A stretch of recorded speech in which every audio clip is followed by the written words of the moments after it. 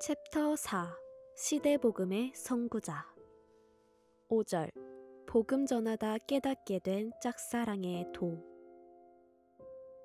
제1편 전도하러 진산의 양장점에 들르다. 오후 4시경 대전에서 노방전도를 하고 돌아오는 길이다. 우산도 없는데 비가 곧 쏟아질 것만 같다. 차를 타고 올 때는 염려가 없었는데 차에서 내리니 하늘이 온통 먹장 구름인 것이 신경 쓰였다. 시골 주차장 진산 읍내는 항상 한가롭기만 하다. 다른 날보다 일찍 퇴근을 한 셈이라 아직 해가 서산에 둥둥 떠 있는데 집에 들어가기가 왠지 멋쩍었다. 1970년대 중반 그때 나는 눈만 뜨면 전도하고 틈만 있으면 한 생명이라도 전도하고 싶었다. 그렇게도 구원에 대한 강한 마음이 내 가슴에는 훨훨 불탔다. 독수리가 사냥할 것을 찾듯 이곳 저곳 눈을 두리번거리면서 전도할 사람을 찾았다. 하지만 비가 곧 쏟아질 것 같아 노상에서 전도하다가는 끝까지 말씀을 못 전할 것 같았다. 비가 와도 괜찮을 곳을 택하여 전도해야 되겠다는 생각에 이곳 저곳 기웃거렸으나 마땅치 않았다. 상점은 물건을 파느라 정신이 없을 테고 노상에서는 비가 곧 쏟아질 것 같으니 사람들이 바삐 걸어가느라 정신없어 보였다. 그러던 중 간판 하나가 눈에 훤히 보인다. 샤넬이라 써져 있었다.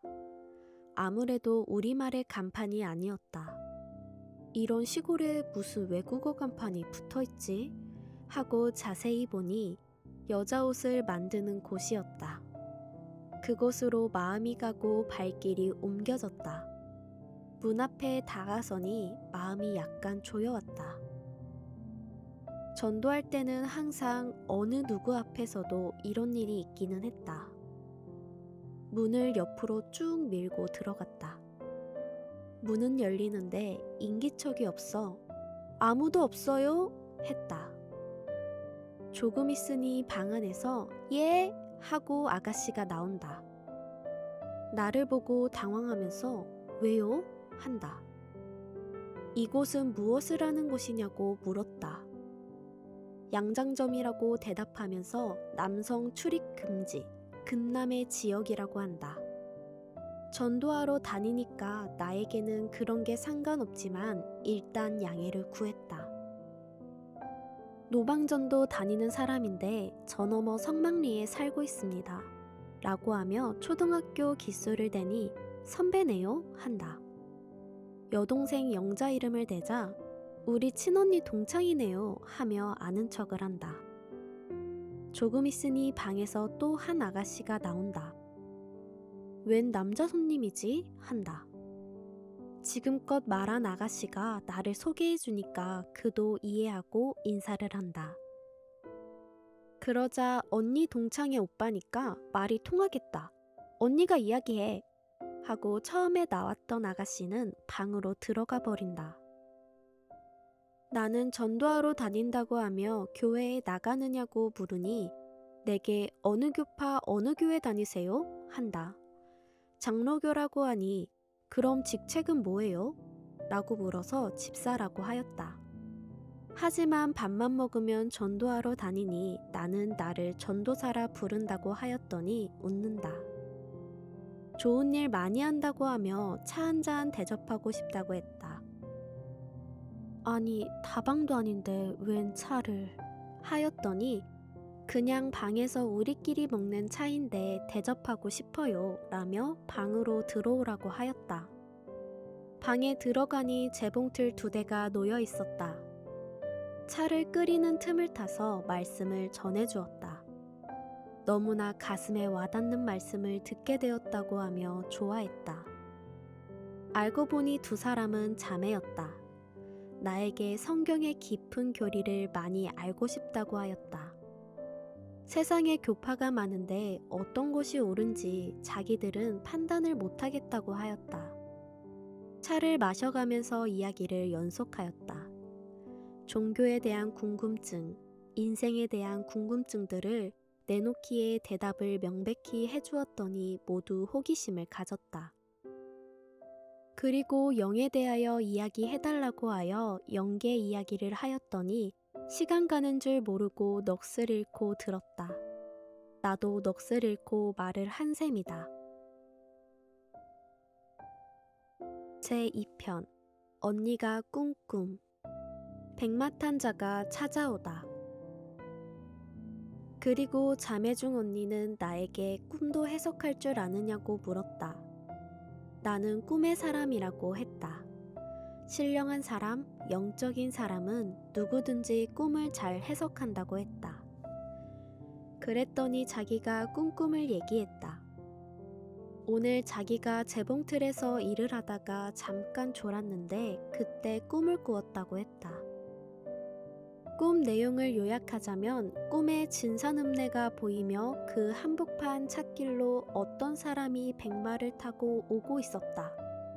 사람들이 많이 쳐다보기는 해도 예사롭게 생각하며 보는데 그 말을 탄 자가 자기 집 앞에 문득 멈춰서더니 자기 집을 쳐다보았다. 그 옷이 빛나고 멋있었으며 그 모습이 어느 나라 임금의 아들같이 보였다. 그를 따르는 자가 아무도 없었고 그저 순수하고 착하게만 보였다. 그런데 그 사람이 말에서 내리더니 그대로 자기네 상점의 문을 열고 들어와서 깜짝 놀라 잠을 깼다는 것이었다. 잠을 깼을 때 누가 "여보세요? 누구 있어요?" 하는 소리가 들려 동생이 먼저 나가보았고 그때 찾아온 사람이 바로 나였다고 하였다. 그 꿈이 무슨 꿈인지 궁금하다고 하였다. 옆에 있던 동생은 "언니 영적이네. 늘 육적이라고 하더니만" 하고 웃는다. 그 꿈을 해석해 주겠다고 하며 성경 요한계시록 19장을 읽어주었다. 거기에는 백마탄자 이야기가 나온다. 예수님을 두고 말한 것이라고 하였다. 예수님이 시켜서 전도하니까 허름한 나를 그렇게 찬란하게 보여준 것이라고 하자 그들도 듣고 보니 그런 것 같다고 하였다. 하나님이 감동시키셔서 우리를 이같이 만나게 해주셨다고 분명히 전해주었다. 이야기하는 사이에 시간이 3시간이나 흘렀다. 그들은 그때까지 손님들이 아무도 안 들어온 것이 기적이라고 말들 했다. 그리고 나보고 언제 또 올 수 있느냐고 물었다. 수시로 전도를 다니니까 언제 올지 모르겠지만 집이 저 너머에 있으니 어디 갔다 집에 돌아가는 길에 허락만 되면 다시 올 수 있다고 하였다. 그때만 하여도 우리 집에 전화는커녕 전화줄도 없을 때다. 고로 전화 연락이 불가능하였다. 그래서 구두로 약속했다. 나도 또 오라고 말해주기를 바랐기에 너무 좋았다. 그때는 내가 전도를 하여도 그냥 가까운 교회에 가라고만 결론을 내릴 때다. 지금은 새 시대 섭리교회로 나오라고 하는 재미가 크지만 그때는 오직 대한민국의 기독교인의 숫자가 많아지게 하는 것이 욕심인 때였다. 그래서 장로교, 성결교, 감리교 등등 어느 교파든지 가까운 교회에 나가라고 하였다. 시간이 많이 흘러 아쉬움과 미련을 남기고 그만 일어서야 했다. 다음에 또 온다고 하고 그곳에서 나왔다. 당시 언니는 23세, 동생은 21세로 기억된다. 인물은 내가 전도하러 다니며 본 여자들 중에 제일 미인으로 보였다. 전도하러 가면 하나님은 항상 전도자의 눈에 전도 대상들을 호기심 있게 보여주신다는 것도 참고를 하여야 된다. 제3편 두 번째 방문 깨달은 말씀을 가르쳐 주다. 해가 넘어가 땅거미가 오기 직전이다. 성황당 쪽에 제를 넘어오면서 나는 생각이 깊어졌다. 복음을 뜨겁게 받아들이던 그 두 사람이 눈에 어리고 뜨겁게 생각이 났다. 그들은 어느 교회든지 다니고 있는 사람임이 분명했다. 그렇지 않고서는 복음을 그렇게 잘 받아들일 수가 없고 또 계시를 받아 대화 대상이 될 수가 없었다. 또 단순한 전도 대상이 아니고 하늘에 무슨 뜻이 있는 자들 같기도 했다. 아무튼 두고두고 만나면서 겪어보아야 될 자들이었다. 그 후 전주, 대전, 공주 등등을 다니면서 전도를 하고 8일 뒤에 그 집에 가게 되었다. 기다렸다는 듯이 반갑게 맞으며 초면이 아닌 구면 대우를 해준다. 어색함 없이 방에 들어오라고 해서 들어갔더니 이제 홍차가 아닌 식사를 대접한다.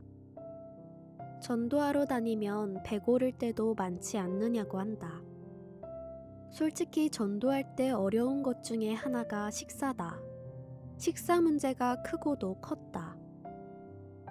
매일 나가서 먹어야 되는데 돈이 없으니 늘 사 먹을 수가 없어서 대개 군것질로 끝내고 마음으로 때우고 마는 실정이었다. 고구마와 된장찌개 백반을 내왔는데 배가 고파 정말 잘 먹었다.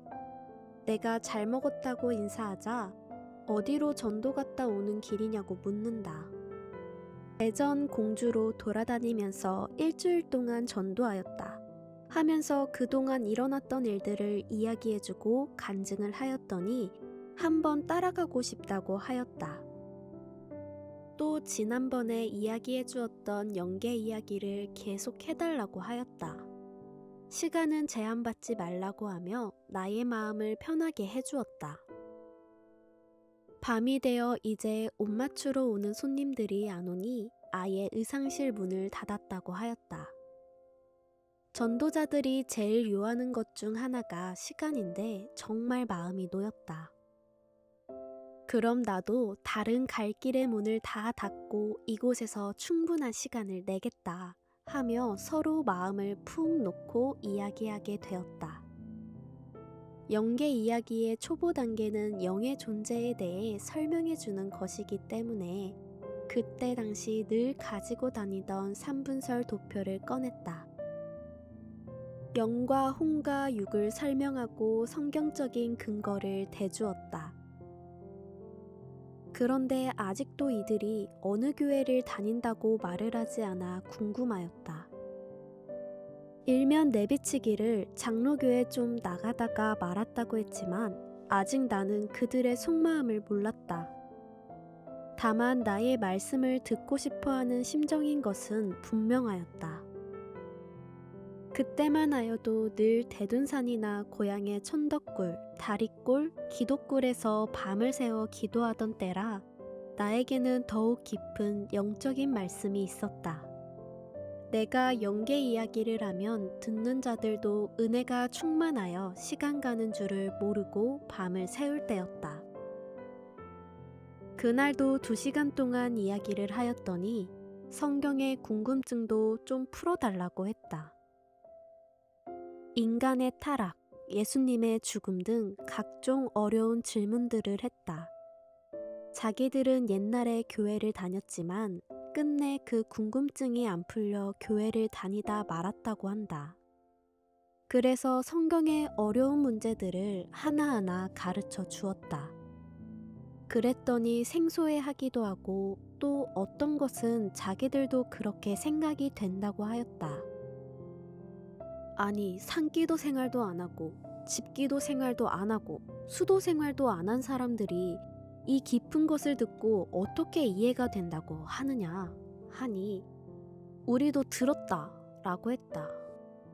누가 이렇게 가르치더냐고 물으니 자기들이 나가는 교회에서 그와 비슷하게 가르치는데 영계에 대한 이야기는 좀 생소하다고 하였다. 어느 교회에 다니느냐고 물으니 대답을 안 하였다.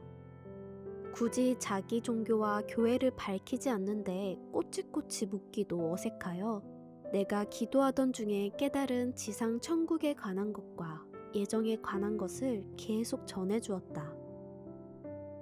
예정은 절대 예정이 아니고 상대 예정이다. 즉, 인간이 책임을 하느냐 못하느냐에 따라 운명과 삶이 좌우되는 법이다. 우리들은 예수님을 절대 메시아로 믿고 따를진데 종은 아니다. 구약때가 아닌 신약때에는 예수님과 같은 주관권의 삶이라 종을 벗어났다. 하지만 현 기독교인들은 자신을 주의 종이라고 부른다. 이런 것들은 주일학교 다닐 때 성경을 보는 가운데 상식적으로 깨달아 알게 된 지식이었다. 내 이야기를 듣고 있던 두 자매는 자기들이 목사님들한테 물어보았을 때 아무도 대답을 못하였는데 그 물음과 궁금증을 너무 잘 풀어준다고 했다. 내게 계시를 받느냐고 묻기에 아니 하나님을 믿고 그의 일을 하는 자가 그의 지시를 안 받으면 어떻게 주 하나님을 기쁘게 할 수 있느냐 라고 대답했다. 음성도 듣고 꿈으로도 봤고 수시로 깨닫는다고 하였다. 그러면서 하나님께서 계시하시는 방법을 가르쳐 주었다. 꿈을 통해 계시하고 만물을 통해 계시하며 성경을 읽는 중에 깨달음으로 계시하고 하나님은 직접 나타나시기보다 모든 것을 통하여 나타나셔서 자신을 전달하신다고 깨우쳐 주었다. 이들은 말씀을 듣더니 맞다고 아멘 하였다.